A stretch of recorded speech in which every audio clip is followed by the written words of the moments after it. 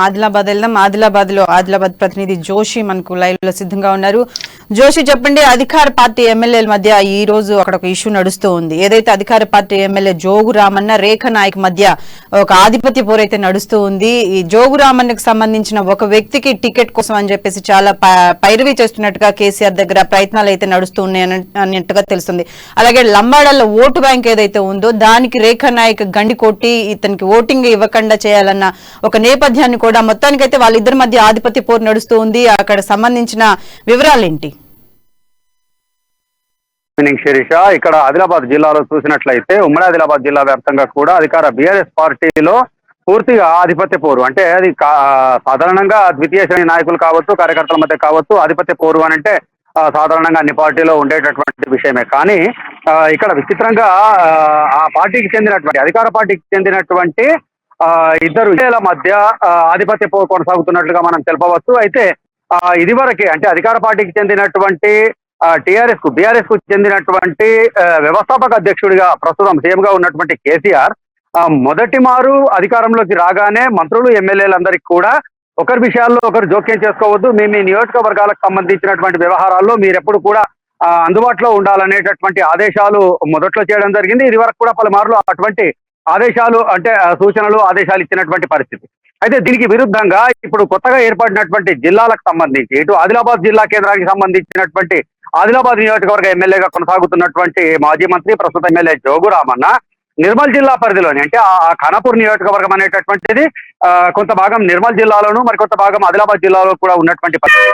అయితే అక్కడ ప్రస్తుతం ఉన్నటువంటి రెండవ మారు వరుసగా ఎమ్మెల్యేగా కొనసాగుతున్నటువంటి రేఖా నాయక్ ఎమ్మెల్యే కు సంబంధించి వచ్చే ఎన్నికల్లో ఆమె టికెట్ కు గండి కొట్టేటటువంటి దిశగా జోగు రామన్న ప్రయత్నాలు చేస్తున్నట్లుగా మనకు అంటే ఉన్నటువంటి సమాచారము. దీనికి సంబంధించి గ్రీన్ ఇండియా ఛాలెంజ్ ఏదైతే రాజ్యసభ సభ్యుడు జోగినిపల్లి సంతోష్ రావు ఆధ్వర్యంలో కొనసాగుతున్నటువంటి గ్రీన్ ఇండియా ఛాలెంజ్ కు సంబంధించినటువంటి డైరెక్టర్ గా వ్యవహరిస్తున్నటువంటి బదావత్ పూర్ణచంద్ర నాయక్ అనేటటువంటి ఒక యువ నాయకుడిని ఖానాపూర్ ఎమ్మెల్యే టికెట్ కొరకు జోగు రామన్న ప్రోత్సహిస్తున్నట్లుగా మనకు తెలుస్తోంది.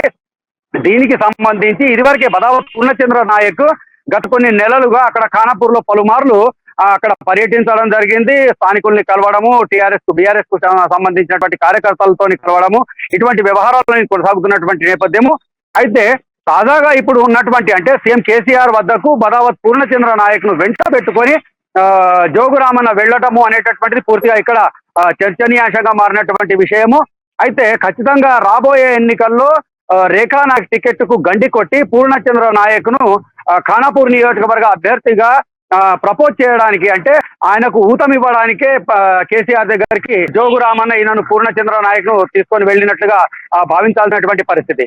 అయితే ఇది వరకు కూడా గతంలో కూడా అంటే జోగు రామన్న ఆదిలాబాద్ ఎమ్మెల్యేగా ఉన్నటువంటి వ్యక్తి తన నియోజకవర్గ పరిధి దాటి వేరే నియోజకవర్గాల్లో ఎప్పుడు కూడా రాజకీయ అంశాల్లో తలదూరుస్తారు అనేటటువంటి ఒక అపవాదు విమర్శలు అయితే ఉన్నాయి. గతంలో కూడా మనం చూసుకున్నట్లయితే ఆదిలాబాద్ జిల్లాకు సంబంధించినటువంటి బోత్ నియోజకవర్గంలోనూ ఈయన తనకు సంబంధించినటువంటి తన కమ్యూనిటీకి సంబంధించి తన మున్నూరు కాపు సామాజిక వర్గానికి సంబంధించినటువంటి కొంతమంది వ్యక్తుల ద్వారా అక్కడి బోత్ నియోజకవర్గానికి సంబంధించినటువంటి రాజకీయ అంశాల్లో తరచుగా జోక్యం చేసుకుంటారు అనేటటువంటి విమర్శలు వెల్లువెత్తినటువంటి సందర్భాలు చాలా ఉన్నాయి. ప్రస్తుతం కూడా బోతు ఎమ్మెల్యేకు సంబంధించి ఎవరైతే రాథోడ్ బాపురావు ఎవరైతే ఉన్నారో ఆయన అక్కడ వర్గపోరు ఎదుర్కొంటున్నటువంటి పరిస్థితి. ఈ యొక్క వర్గపోరుకు సంబంధించినటువంటి ప్రధానంగా సూత్రధారి జోగు రామన్న అనేటటువంటి అంటే చర్చను అయితే అక్కడ ఆ పార్టీకి సంబంధించినటువంటి అంతర్గత శ్రేణులకు సంబంధించినటువంటి చర్చల్లో తరచుగా అక్కడ వినిపించేటటువంటి విషయం. అయితే ప్రస్తుతము బోర్డుకు సంబంధించినటువంటి ఎమ్మెల్యే రాథోడ్ బాపురావుకు జోగు రామన్నకు అంటే పూర్తిగా శత్రుత్వం లేనప్పటికీ కూడా ఒకే పార్టీకి చెందినటువంటి ఇద్దరు ఎమ్మెల్యేల మధ్య శత్రుత్వం లేనప్పటికీ కూడా గతంలో ఉన్నటువంటి సఖ్యత మాత్రం ఇప్పుడు చెడిందని చెప్పి ఖచ్చితంగా చెప్పవచ్చు. సౌమ్య పేరున్నటువంటి రాథోడ్ బాపురావు విషయంలో ఈ విధంగా వ్యవహరించినటువంటి జోగు రామన్న ప్రస్తుతము అంటే ఉమ్మడి ఆదిలాబాద్ జిల్లాలోనే ఒక లేడీ ఫైర్ బ్రాండ్ గా పేరున్నటువంటి ఖానాపూర్ ఎమ్మెల్యే రేఖా నాయక్ విషయంలో కూడా ఈయన రాజకీయంగా తలదూరుతారు అనేటటువంటిది ఇప్పుడు పూర్తిగా హాట్ టాపిక్ గా మారినటువంటి విషయము. అయితే రాబోయే రోజుల్లో అంటే రేఖా నాయక్ ప్రస్తుతం రెండవ మారు అధికార పార్టీకి సంబంధించి ఎమ్మెల్యేగా కొనసాగుతున్నటువంటి నేపథ్యం. అదే సందర్భంలో ఆమె భర్త శ్యామ్ నాయక్ అజ్మీరా శ్యామ్ నాయక్ ఉమ్మడి ఆదిలాబాద్ జిల్లాకు సంబంధించి గజిటెడ్ ఉద్యోగుల సంఘము అధ్యక్షుడిగా కొనసాగుతున్నటువంటి వ్యక్తి. ఆయనకు సంబంధించినటువంటి విషయాల్లో కూడా ఇది వరకు కొన్ని సందర్భాల్లో ఈయన ఎమ్మెల్యే జోగురామన్, ఆదిలాబాద్ ఎమ్మెల్యే జోగురామన్ జోక్యం చేసుకొని ఆయనకు కూడా కొన్ని ఇబ్బందికర పరిస్థితులు సృష్టించాడు అనేటటువంటి ఆరోపణలు అయితే ఉన్నటువంటి నేపథ్యం. అయితే ఆయన ఉద్యోగ సంఘానికి సంబంధించినటువంటి ఒక ఉమ్మడి జిల్లా అధ్యక్షుడిగా తరచూ అంటే పాత ఉమ్మడి ఆదిలాబాద్ జిల్లా కేంద్రంగా ఆదిలాబాద్ కు రావడము, పలు సందర్భాల్లో ఉద్యోగ సంఘాలతో ఆయన ఇంటరాక్ట్ కావడము అనేటటువంటిది, అదే సందర్భంలో ఆయన ఉన్నటువంటి కొన్ని ఎన్జిఓలకు సంబంధించి కావచ్చు, కొన్ని స్వచ్ఛంద సంస్థలకు, కొన్ని వ్యాపార సంఘాలకు సంబంధించినటువంటి వాళ్ళు ఆయనను ఇన్వైట్ చేసినటువంటి సందర్భంలో కొన్ని కార్యక్రమాలకు కూడా హాజరు కావడం జరిగింది. అయితే ఇది తప్పు అని భావించడానికి ఆస్కారం లేనటువంటి పరిస్థితుల్లో కూడా కేవలం ఉద్యోగ సంఘానికి నాయకుడిగా ఉన్నటువంటి శ్యామ్ నాయక్ ఇన్వాల్వ్మెంట్ ని ఈయన రాజకీయ కోణంలో ఎలా చూశారు అనేటటువంటి ఒక ఆశ్చర్యకరమైనటువంటి ప్రశ్న తలెత్తుతున్నటువంటి నేపథ్యము. ఒకవేళ అటువంటిది ఏదైనా ఉన్నప్పటికీ కూడా దాన్ని చర్చించి నివారించుకోవాల్సినటువంటి మాజీ మంత్రిగా, సుదీర్ఘమైనటువంటి రాజకీయ అనుభవం ఉన్నటువంటి వ్యక్తిగా జోగురామన్న ఆ విషయాల జోలికి పోకుండా ఏకంగా సిట్టింగ్ ఎమ్మెల్యేగా ఉన్నటువంటి రేఖా శ్యామ్ నాయక్ కు సంబంధించి తదుపరి ఎన్నికల్లో ఆమె టికెట్ రాకుండా ప్రయత్నం చేస్తున్నాడు అనేటటువంటి విషయం ఇప్పుడు పూర్తిగా అధికార పార్టీయే కాకుండా పూర్తిగా ఉమ్మడి ఆదిలాబాద్ జిల్లాకు చెందినటువంటి రాజకీయ వర్గాలన్నింటిలో కూడా ప్రస్తుతం తీవ్రమైనటువంటి చర్చనీయాంశంగా మారినటువంటి నేపథ్యం. అయితే రాబోయే రోజుల్లో ఈ యొక్క పరిణామము అంటే బదావత్ పూర్ణచంద్ర నాయక్ ను ప్రత్యక్షంగా సీఎం కేసీఆర్ వద్దకు తీసుకెళ్లి ఆయనను ప్రోత్సహించడం అనేటటువంటి ఈ యొక్క అంశం ఏదైతే ఉందో రాబోయే రోజుల్లో ఇది అంటే టికపుల తుఫాన్ లాగా ఇది సద్దుమణిగిపోతుందా లేకపోతే ఉగ్ర రూపం దాలుస్తుందా అనేటటువంటిది వేచి చూడాల్సిందే. అయితే ఇక్కడ ఇంకో విషయం ఏంటి అంటే ఆదిలాబాద్ నియోజకవర్గంలో కూడా లంబాడా సామాజిక వర్గానికి చెందినటువంటి ఓట్లు చెప్పుకోదగ్గ సంఖ్యలో ఉన్నటువంటి నేపథ్యం. అయితే లంబాడా సామాజిక వర్గానికి చెందినటువంటి ఒక గిరిజన సామాజిక వర్గానికి చెందినటువంటి వ్యక్తిగా రేఖా నాయక్ కూడా ఇటు పాత రామన్నకు సంబంధించినటువంటి బాధితుడిగా ఉన్నటువంటి బోత్ ఎమ్మెల్యే రాథోడ్ బాపురావుని కలుపుకొని ఇక్కడ ఆదిలాబాద్ నియోజకవర్గంలో ఉన్నటువంటి లంబాడా సామాజిక వర్గ ఓట్లను రామన్నకు పడనీయకుండా గండి కొట్టేటటువంటి అవకాశాలు కూడా లేకపోలేదనేటటువంటి విషయం మనకు స్పష్టంగా తెలుస్తున్నటువంటి నేపథ్యం. అయితే ఇదే కనుక జరిగినట్లయితే రాబోయే రోజుల్లో రాజకీయానికి సంబంధించి అంటే బీఆర్ఎస్ కు చెందినటువంటి రాజకీయ పరిణామాలు ఏ విధంగా ఉంటాయి అనేటటువంటిది కొంత ఆసక్తికరంగా మారినటువంటి నేపథ్యం. శిరీష జోషి, అలాగే అంటే ఇప్పుడు కేసీఆర్ ఒక ప్రకటన కూడా చేశారు, ఎవరైతే సిట్టింగ్ ఎమ్మెల్యేలు ఉన్నాయో వాళ్ళకే నెక్స్ట్ టికెట్లు ఇచ్చే అవకాశం కూడా ఉందని చెప్పేసి ఒక ప్రకటన అయితే విడుదల చేశారు. ఇటువంటి నేపథ్యంలో జోగురామన్న జిల్లా రాజకీయాల్లో కలగజేసి గతంలో బోధ్ నియోజకవర్గంలో అయితే ఏంటి, ఇప్పుడు ఖానాపూర్ నియోజకవర్గంలో అయితే కొత్తగా మరొకరిని తెరపైకి తీసుకొచ్చి అక్కడ అంతర్గత పోరుకు తెరతీసిన సంఘటనలు మనం చూస్తూ ఉన్నాం. అంటే ఈ ఒంటరయ్యే నేపథ్యంలోనే అందరితోటి ఇటువంటి సంఘర్షణకు దిగిన అవకాశాలు మనం అనుకోవచ్చు అంటారా? అయితే గతంలో ఒక మారు అంటే 2018 ఎన్నికలకు ముందు జరిగినటువంటి ఉమ్మడి జిల్లా వ్యాప్తంగానే కాకుండా పూర్తిగా రాష్ట్ర వ్యాప్తంగా చర్చనీయాంశమైనటువంటి ఒక సంఘటన ఇక్కడ మనము గుర్తు చేసుకోవాల్సినటువంటి అవసరం ఉంది.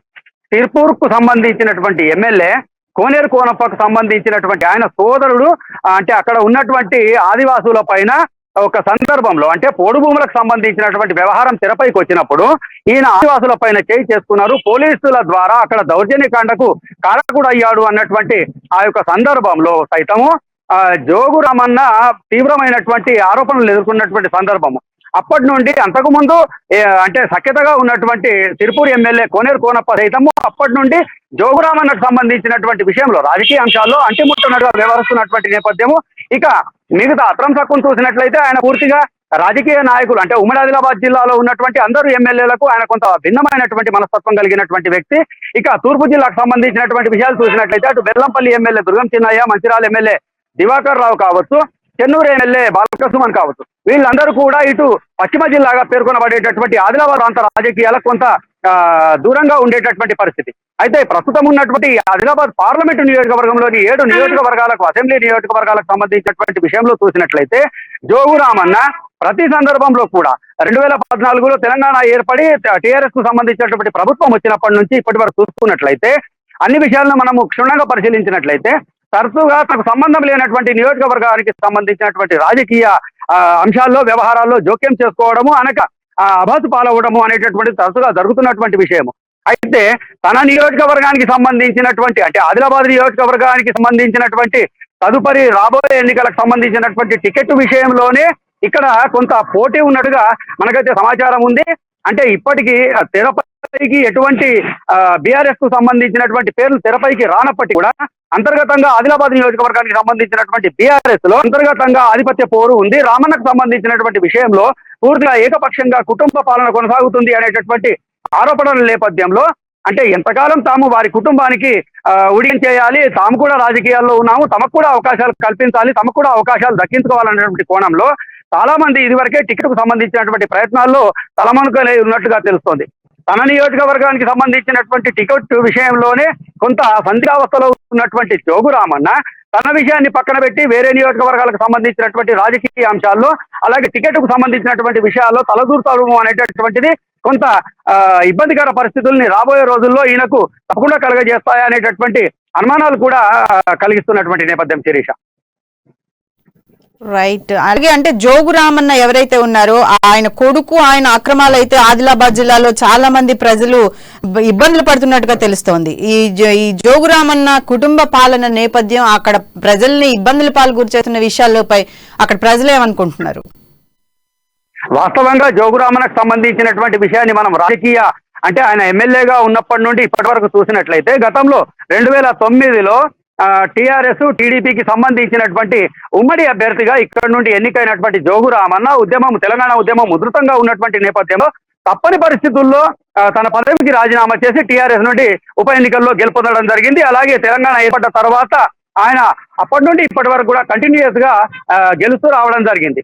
అయితే దీనికి సంబంధించి చూసినట్లయితే గతంలో ఇక్కడ ఆదిలాబాద్ మున్సిపల్ చైర్పర్సన్ గా పనిచేసినటువంటి రంగినేని మనీషా పవన్ రావు ఈమె మున్సిపల్ చైర్పర్సన్ గా కొనసాగినటువంటి సందర్భంలో ఈమెను ఎక్కడ కూడా అధికారిక కార్యక్రమాల్లో కావచ్చు, ఏదైనా పార్టీకి సంబంధించినటువంటి విషయాల్లో కావచ్చు, పూర్తిగా తన ఆధిపత్యమే చెలాయించడానికి ప్రయత్నించినటువంటి జోగు రామన్నకు దీటుగా అంటే అప్పుడు ఆయన అటవీ శాఖ మంత్రిగా కొనసాగినటువంటి సందర్భంలో కూడా ఆయనగా జోగు రామన్నకు ఎక్కడ కూడా తలొగ్గకుండా పార్టీకి విధేయతను ప్రకటిస్తూ రంగినేని మనీషా తన కార్యక్రమాలు కొనసాగిస్తూ రావడం జరిగింది.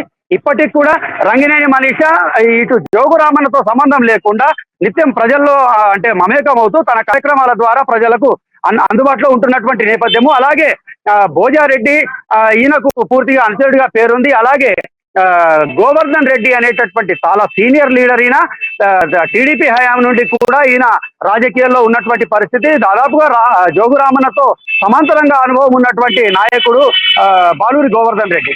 ఈయన కూడా ఇప్పుడు ప్రస్తుతం ఉన్నటువంటి పరిస్థితుల్లో టికెట్ కొరకు తీవ్రంగా ప్రయత్నిస్తున్నటువంటి పరిస్థితి. అలాగే గతంలో తెలంగాణ విజయ డైరీకి చైర్మన్ గా వ్యవహరించినటువంటి లోక భూమారెడ్డి కూడా ఆదిలాబాద్ కు సంబంధించినటువంటి టికెట్ పైన కొంతవరకు ఆశలు పెట్టుకున్నట్టుగా తెలుస్తోంది. ఒకవేళ జోగు రామన్నకు టికెట్ అలాగే వీళ్ళందరూ కూడా పోటీలో ఉండే పరిస్థితి కనుక వచ్చినట్టయితే టికెట్ విషయంలో మిగతా జోగు రామన్నకు సంబంధించినటువంటి వ్యతిరేక వర్గం అంతా కూడా ఏకమయ్యేటటువంటి పరిస్థితులను కూడా కొట్టిపారేయలేం. అలాగే తదుపరి అంటే ఇదివరకు జరిగినటువంటి మున్సిపల్ ఎన్నికలకు సంబంధించి తన కుమారుణ్ణి ఏకంగా మున్సిపల్ చైర్మన్ పీఠం పైన కూర్చోబెట్టడము అనేటటువంటిది అప్పట్లో అధికార టీఆర్ఎస్ పార్టీలోనే అంతర్గతంగా తీవ్రంగా చర్చకు ఎక్కినటువంటి విషయంగా మిగిలింది. అయితే తన కొడుకు మున్సిపల్ చైర్మన్ గా ఉన్నటువంటి నేపథ్యము, తండ్రి ఎమ్మెల్యేగా కొనసాగుతున్నటువంటి నేపథ్యంలో ఇటు కుటుంబ పరిపాలన అంటే మొత్తం పూర్తిగా ఆధిపత్యం అంతా కూడా ఒకే కుటుంబం దగ్గర కేంద్రీకృతం అయి ఉంది అనేటటువంటి ఆరోపణలు, విమర్శలు, అసంతృప్తి కూడా ప్రజల్లోనే కాకుండా ఇటు అధికార పార్టీలో కూడా నెలకొన్నటువంటి నేపథ్యంలో ఈ యొక్క జోగు రామన్న కుటుంబానికి సంబంధించినటువంటి ఇటు భూ ఆక్రమణలు కావచ్చు, అలాగే మిగతా ఆర్థిక వ్యవహారాలకు సంబంధించి అభివృద్ధి విషయాల్లో వాళ్ళకి సంబంధించినటువంటి పర్సంటేజీలు ఏవైతే ఉంటాయో వాటికి సంబంధించినటువంటి విషయాల్లో కావచ్చు చాలా సందర్భాల్లో తీవ్రమైనటువంటి ఆరోపణలు ఎదుర్కొన్నటువంటి నేపథ్యం. అంటే భూ కబ్జాలకు సంబంధించినటువంటి విషయంలో నేరుగా వాళ్ళ పేర్లు వాళ్ళ ప్రమేయం ఉన్నప్పటికీ మనం చెప్పరానప్పటికీ కూడా వాళ్ళ ప్రమేయం లేకుండా ఇక్కడ ఏది జరగదు అనేటటువంటి విషయాన్ని మనం పరిగణలోకి తీసుకుంటే ఖచ్చితంగా ఆదిలాబాద్ జిల్లా కేంద్రమే కాదు, ఆదిలాబాద్ నియోజకవర్గంలో జరుగుతున్నటువంటి ఈ భూ కబ్జాలు, అక్రమాలు, అవకతవకలు ఏవైతే ఉన్నాయో వాటి వెనుక పూర్తిగా జోగు రామన్నకు సంబంధించినటువంటి కుటుంబ ప్రమేయం ఉంది అని మాత్రం ఖచ్చితంగా మనం స్పష్టంగా అభిప్రాయపడవచ్చు. శిరీష. Thank you Joshi.